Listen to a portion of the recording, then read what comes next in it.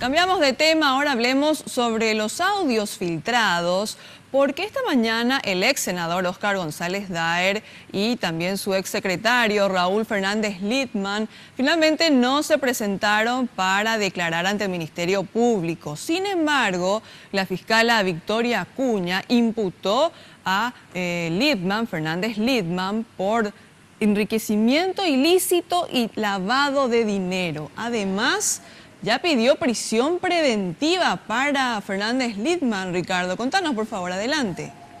Hola Cintia, ¿qué tal? Muy buenas tardes. Efectivamente, hace horas nada más confirmaba la fiscal Victoria Acuña de que Raúl Fernández Lidman, ex secretario del Jurado de Enjuiciamiento de Magistrados, será imputado por enriquecimiento ilícito y lavado de dinero, luego de que ella haya recibido informe de los bancos sobre los bienes que él posee, que no coincide con los ingresos que él percibía como funcionario.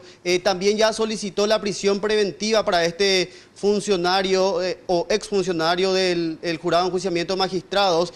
Ahora esto ya queda en manos del juez Tadeo Fernández.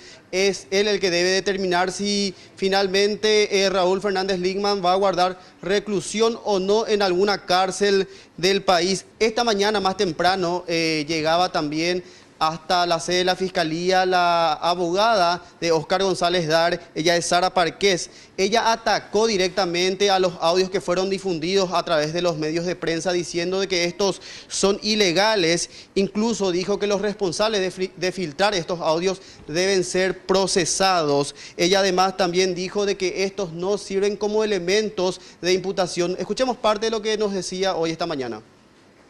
Yo voy a analizar los audios.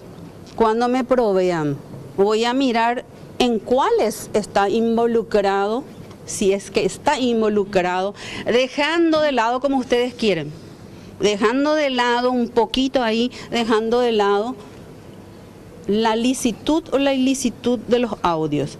Luego yo voy a analizar si dentro de los audios existen o no existen grabaciones que involucran personalmente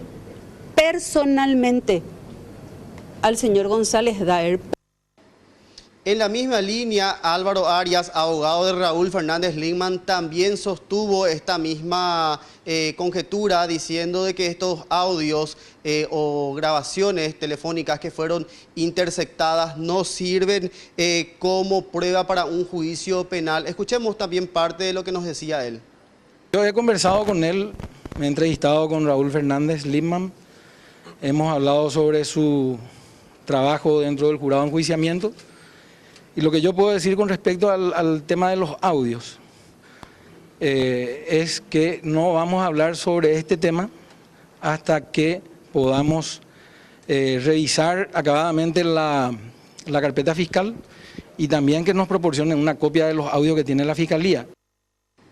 Otras de las que llegó hoy a declarar a la Fiscalía es la agente fiscal Casey Jiménez. Ella volvió a sostener la denuncia en contra del senador o el ex senador Jorge Oviedo Mato. Ella dice de que este legislador le había solicitado $5.000 para poder resolver un caso en el cual ella se vio involucrada.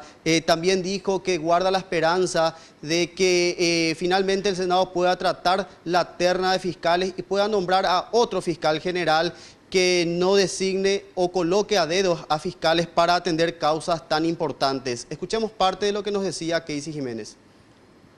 Íñigo, hasta antes de la revelación de estos audios en donde la ciudadanía pudo llegar a tener conocimiento de todo, de cómo se maneja realmente esta estructura, ¿verdad?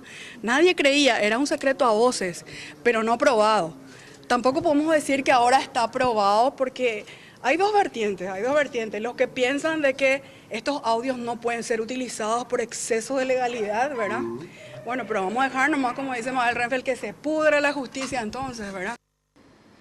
Continuando mañana con la serie de declaraciones, mañana tendría nuevamente la oportunidad de declarar el abogado Carmelo Caballero. Recordemos de que él había ido el martes junto al fiscal Martín Cabrera, quien se negó a tomarle la declaración testifical porque él sostenía de que debería de ser una indagatoria. Finalmente mañana se daría esta oportunidad. Veremos si finalmente se presenta este abogado, Cintia.